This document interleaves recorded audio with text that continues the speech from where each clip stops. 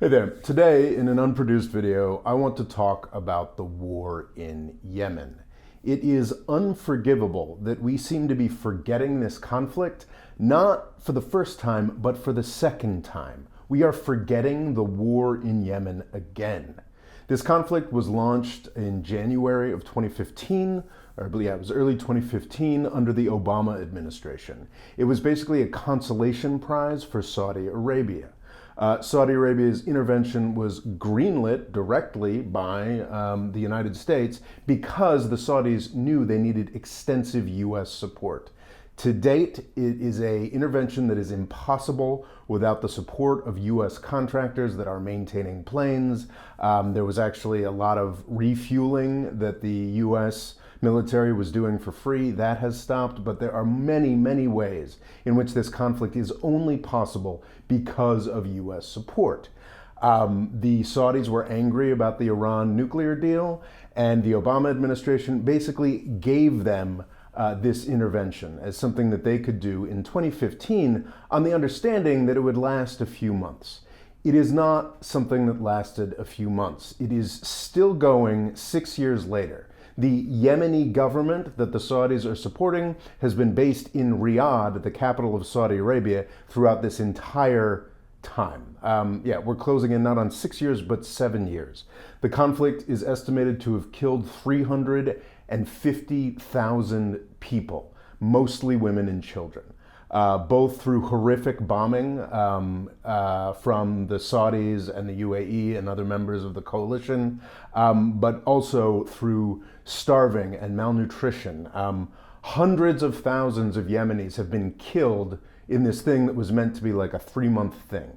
And the United States is entirely complicit in this. We could stop this tomorrow. It was something that nobody wanted to talk about during the Obama administration. I think by the closing months of the Obama administration, in the end of 2016, there was a lot of sort of buyer's remorse here. Oh God, even back then when it was only clear that, a couple tens of thousands of people had been killed, there was some remorse in the Obama administration. What have we done? There was some cutting back of weapons sales to Saudi Arabia, some indication that this was something that should end.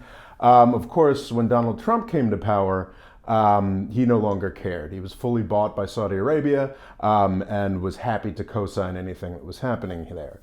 So for years, from 2015 into 2016, 2017, it was a conflict that nobody talked about. It was just a horror that was piling on each other more and more. I finally got around to talking about it in the fall of 2017. And was basically screaming into the void at that point. However, in a happy development, in the second half of the Trump administration, more and more people started paying attention to this absolute horror show. Not just in the US Congress, but also in the mainstream media, because it was very clearly a war crime, an incredible atrocity that was not possible without the complicity of the US government. And during the Trump administration, Donald Trump was the personification of that. So Yemen all of a sudden became something that you could hear about on segments on MSNBC, that the New York Times and the Washington Post would regularly run op-eds about. And the few people in Congress, notably Ro Khanna, Bernie Sanders, Mike Lee, Republican of Utah, Chris Murphy of Connecticut, these were people who fought a good fight in Congress, and crucially, they had the support of mainstream media to some extent because it was a useful club to hit Donald Trump with. When Joe Biden ran for office, he, and I think every Democrat running for office, made Yemen a centerpiece, overstates it, but certainly made strong commitments to ending the horrific Saudi onslaught in Yemen. This was something that they were all very serious about on the Democratic Party. This was something that was used to beat Trump with. In 2019, we actually saw the use of the War Powers Resolution, a rarely, almost never used mechanism by which the US Congress can condemn and stop a military action by the United States. And there was a War Powers Resolution passed by both houses of Congress to get Trump to stop this intervention. And it was a glorious thing to see, not just from the perspective of maybe saving some Yemeni lives, but also to see Congress stepping up and taking back its power over war for pretty much the first time this century. It was an inspiring thing to watch. Of course, it wasn't a large enough majority. There were a few Republicans who were brave and decent enough to vote for it with the Democratic majorities that passed this war powers resolution, but it was not a veto-proof majority. So Donald Trump was actually a guy who didn't veto much. Congress didn't do much during his time in power. I think something like 2 out of 3 of the vetoes he ever used were to keep the Saudi war in Yemen going. So this isn't just a horrific, pointless, losing war. That's a key point. It is a losing war that Saudi Arabia is fighting here. They have failed completely to defeat the Houthis, or a nasty, nasty group of people, but they are an indigenous resistance group to a Saudi invasion. Nasty, nasty people, don't get me wrong, just like the Viet Cong and the Viet Minh were nasty, but they are indigenous and they are winning.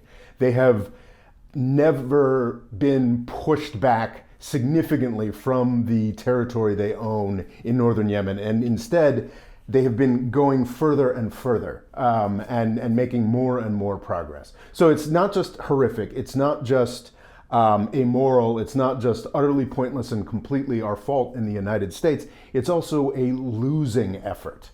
It was nice to see the US Congress stand up and stand up against this. So not only is it all of those things, but it's also something that's very much stamped with Donald Trump. Donald Trump, he's this guy we're supposed to hate, right? The DC establishment is just constantly screaming about how anti-Trumpian we are, and you know, January 6th, we must remember it forever and work to stamp out Trump's influence. Yes, this war was started under the Obama administration, but it was dramatically expanded and endorsed by the Trump administration.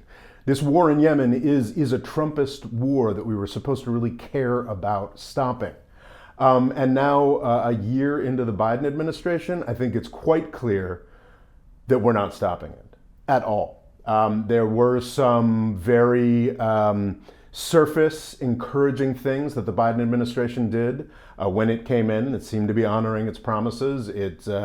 In the final days of the Trump administration, they had put the Houthis, the government of Yemen, onto a terrorist list, which would have exacerbated all of these starvation problems. You know, Biden quickly and sensibly took them off of the list, appointed an envoy to negotiate peace, and said that we're going to stop supporting offensive weaponry for Saudi Arabia. And that sounded really good in January.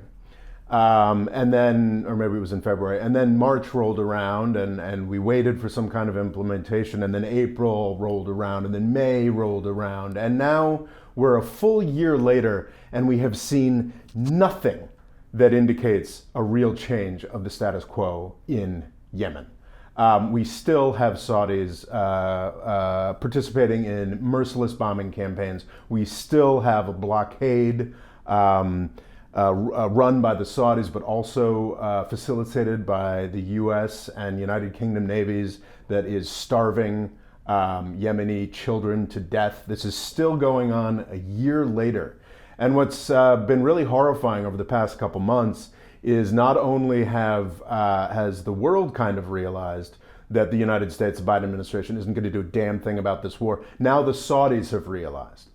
Because after the War Powers Resolution passed in, I think, 2019, and it became clear how humiliating and how bad this looked, the utter Yemen failure looked for Saudi Arabia, they backed off a bit. They started talking about negotiations. They were still bombing. They were still strangling the country to death, but they were being more careful with what they were doing. The United Arab Emirates famously decided that this was all too much of a public relations disaster, and they pulled out some of their troops.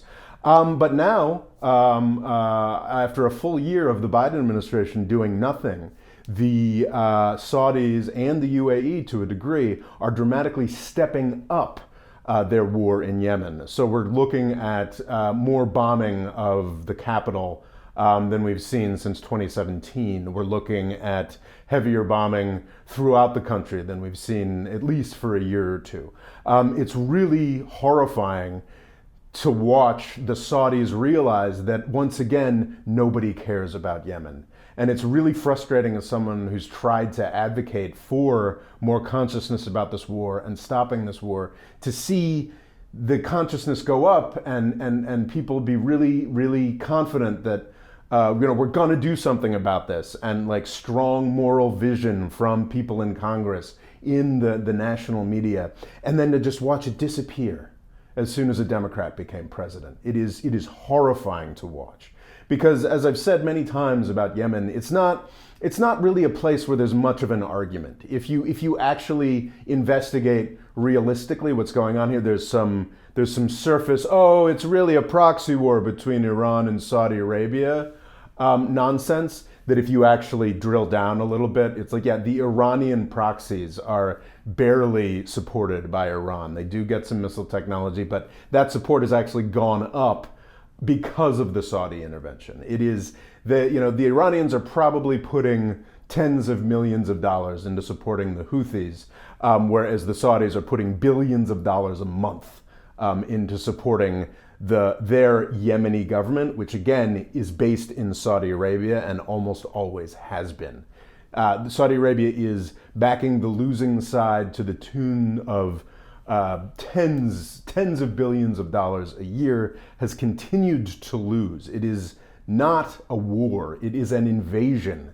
And if you look at this conflict with any seriousness, with any rigor, it becomes very clear that that is the case. The problem, what's so horrifying to me, is that it's becoming clear that a whole bunch of people looked at this honestly, could see what was going on here in 2019, 2020. I'm talking about mainstream media. I'm talking about whoever makes choices as to what runs in cable news. This was a real thing that people were seeing clearly, and I was very excited to see that, and it's just gone.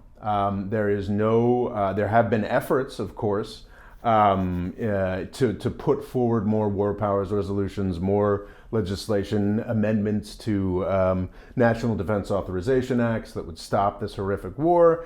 But, now that Biden's in charge, we're just going to trust him. Because, he said we're not going to support the Yemenis, we're not going to support the Saudis with offensive weapons anymore. But we are. We are still maintaining the fleet of planes that is bombing civilians quite savagely. We are doing that. You can make an argument that the massive weapons sale we made of air-to-air missiles is actually quasi-defensive. I'm not as skeptical of that as many others are, but like it's pretty goddamn clear that not a single thing is going to change. Our big envoy who went to Yemen is like, oh, well, this is kind of the Houthis' fault, really, and is going back to the same bullshit explanations of like, oh, no, it's an Iran proxy war. Both sides are equally to blame here, which is like sort of saying both sides are equally to the blame for, the Vietnam War. I mean, we know what the truth was there, and we know how the war in Yemen is eventually going to end. It's going to end with a Houthi victory. The question is, how many more hundreds of thousands of people are we going to murder on the way there? And it's not, it is the Saudis, doing this, are the face of this. But it is the United States. It is United States weapons. It is United States contractors. It is, I believe, to some extent, United States intelligence. It is U.S. proxies that are murdering Yemeni children by the hundreds of thousands. To no purpose, and to no purpose other than death and selling weapons, because it's been clear since late 2015 that the Saudi coalition was never going to uproot the Houthis. It's just not going to happen. They're now doing this massive offensive, more weapons, more militias being sent to places. They're sort of taking back fractions of provinces that the Houthis have taken. I mean, it is, if you look at a population density map of Yemen today and overlay where the Houthis have control and where the Saudi coalition has control, it's pretty damn clear that outside of Aden, which the Saudis barely control, that's a whole nother story, the Saudis don't control anywhere in Yemen where people actually live. So this is not a war that the Saudis are going to win in any way. This is one of the worst, yes, the UN has called it the world's worst humanitarian crisis. And yeah, I mean, let's think about what that actually means. This is a machine of death, of child murder, that is maintained by the United States and Saudi Arabia for no purpose other than weapons sales and prolonging some kind of legitimacy argument for elements of the Saudi royal family. It is so shameful. It has always been shameful, but to see it go from something that people cared about and acknowledged to be a horror to just being forgotten again is extraordinarily depressing. Certain folks in Congress are still working hard on this. I saw, Bernie Sanders and Ro Khanna just read a op-ed in The Guardian trying to make people care about, from December 20th or so, 21st or so, trying to make people care about Yemen more. But Chris Murphy, the Democrat, was voting, he was the big Yemen advocate, and he voted to sell the Saudis more weapons. As I said, I'm less negative about his explanations than other folks are. But yeah, it really does look like the Democrats no longer care about Yemenis now that they are in power. And that's really horrifying. So yeah, just unproduced video. I think the 26 minutes on Ethiopia I did last week, produced video almost killed me. I'm working on a bunch of other stuff. I got more stuff coming up. I definitely have a produced Yemen video I've been working on for 2 years that I would like to finally finish. We'll see if that happens. But I think I owe folks some discussion of another YouTube channel, What If Alt Hist, and there was something I wanted to say about the Chinese economy too. So I don't know what's next. But for today, it's an unproduced video. I apologize for that, but feeling pretty good because I think last week's produced video on the Ethiopian conflict, I think did a pretty good job, and it's like 26 minutes long, and you should totally watch that. But yeah, hope to do a produced video next week. Thank you all for being here. Please watch, please like, subscribe, comment, what have you. Yeah, thank you so much. And please, fucking, like, if you live in the US, like, call a congressman and ask them what they're doing about this horror show in Yemen. It's really horrific that we seem to be forgetting Yemen again. Anyway, thanks.